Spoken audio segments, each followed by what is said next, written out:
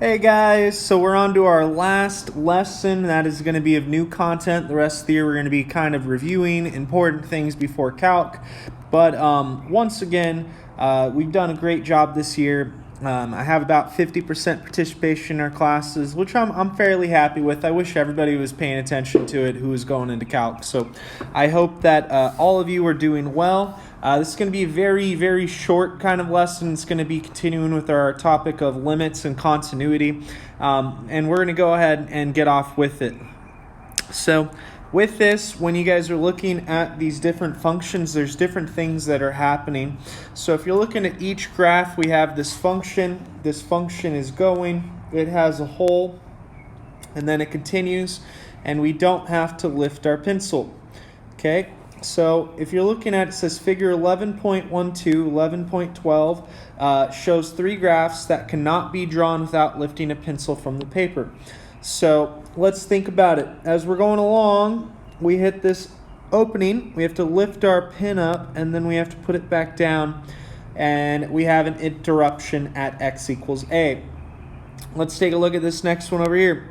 As we're going, we hit a hole. Then we have to lift our pencil. We have to put it back down, and then we continue to go. This next one, if we're going along it, we have to lift our pencil at the hole, come over here. Then we're going to go back and continue. So we had to not continue the motion. We had to move as a result of this. And each of these have an interruption at it. So let's go through the definition. The definition of a function f, it's continuous at a when three conditions are satisfied, okay? Important parts from this. F is defined at a. That is, a is in the domain of f, so that f of a is a real number. So if you plug in a, if you substitute a in for your variable, you should get a real number. The limit also has to exist. And then when you plug in a for f of x, you should get a function value at a. The function value should exist there as well. So what we're going to do is we're going to have to go and take a look at each of these and determine whether or not they are continuous or not. So in example 1, let's go ahead and take it. We have a couple of different things. We're going to determine whether the function is continuous at 2 and at 1. So the first thing we have to do is we have to make sure that it's defined. So condition 1. Okay, has to be defined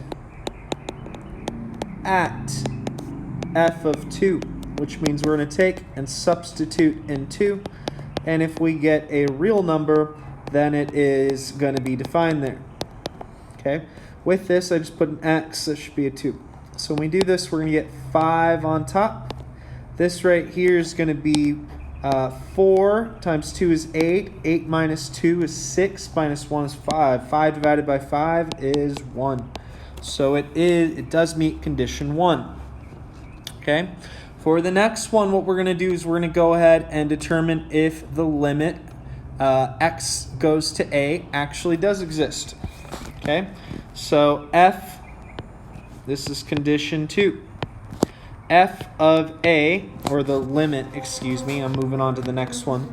The limit as f of x approaches, in this case, a, or 2, we're going to go ahead and plug it in, see if this limit exists. So we're going to get 2 times 2 plus 1 all over 2 times 2 squared minus 2 minus 1. Well, that actually does give us 1 once again. Okay. And the last condition, condition 3. Condition 3, we have to confirm that the limit as f of x approaches 2 of, did I write f of x there? I should have just wrote x. I'm sorry, guys. This should have been just an x here. There shouldn't have been an f on there. When we do this, we should have 2, or not 2, of f of x, and this needs to be equal to f of 2. So essentially, what we found here and what we found here have to be equal to one another. And if that's the case, then we can say that yes, f of x is continuous at x equals 2. All right. As for the next part of it, we have to do just a little bit more to determine part B. So in part B, what we're going to do is I'm going to go ahead and erase this so I have some room. Now we're going to do the same thing but with 1. I shouldn't have erased that. Is there a back button? Yes, there is. Sweet. So we're going to be plugging in 1 now instead of 2. And we're going to see what happens.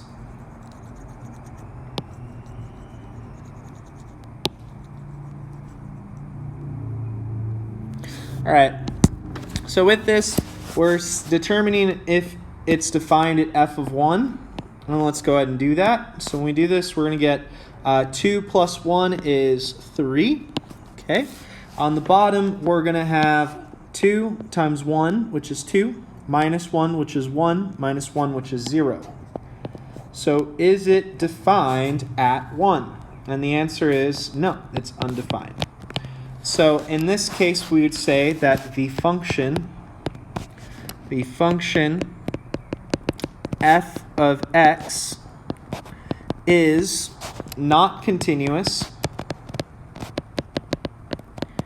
at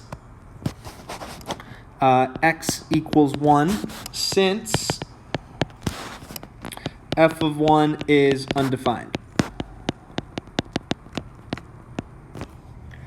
What I'd like you guys to do is go ahead and take a moment and work on checkpoint 1 for me.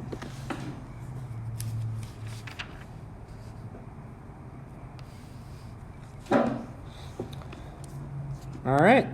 So with this, guys, what we're going to do is we're going to do a couple of different things here. We're going to have to go through this, and we're going to do it with a few piecewise functions. When we're looking at this, I'm just going to go ahead and read along with you guys. Determining where functions are discontinuous. Okay. We have seen that the limit of a polynomial function as x approaches a is a polynomial function evaluated at a. Okay, so what that means is if you take the limit of x as x approaches a of f of x, it should be equal to f of a. Okay, that's what we've just confirmed. That's what we're just working on. Thus, if f is a polynomial function, then once again it says it exactly right here, the same thing we just wrote out. For any number a. This means that a polynomial function is continuous at every number. Okay. Many of the functions discussed throughout this book are continuous at every number in their domain. For example, rational functions are continuous at every number except where they are not defined. Except where they are not defined. Okay. That's one of the big things that we're going to be looking at. So with this, let's go ahead and talk about this. This one we're going to have to do a few limits as we're going along. Determine for what number x, if any, the following function is discontinuous. Okay? There is a full graph of it. So in this, we're able to plot it. We're able to use either the information from before. I'm going to show you guys both ways, but essentially, wherever we have to take and pick up our pencil, our function's no longer continuous. Continuous, continuous, continuous. We are changing direction, but it is defined here. Then we get here and we have to pick up our pencil, and then we move it. So what that means is it is not continuous at x equals 1. So f of x is not continuous at x equals 1 since we have to pick up our pencil.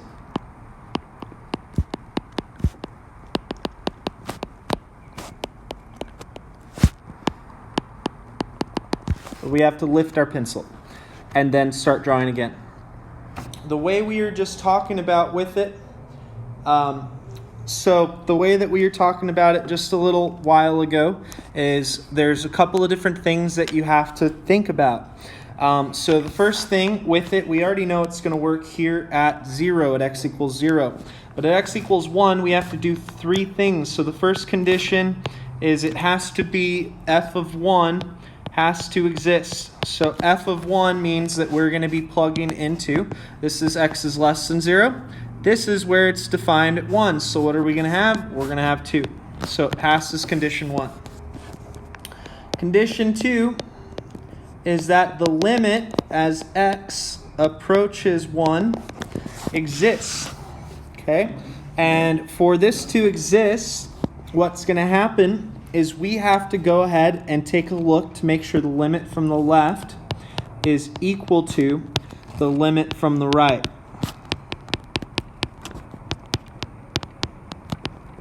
Okay, so if we're looking at this from the left, we're approaching what y value?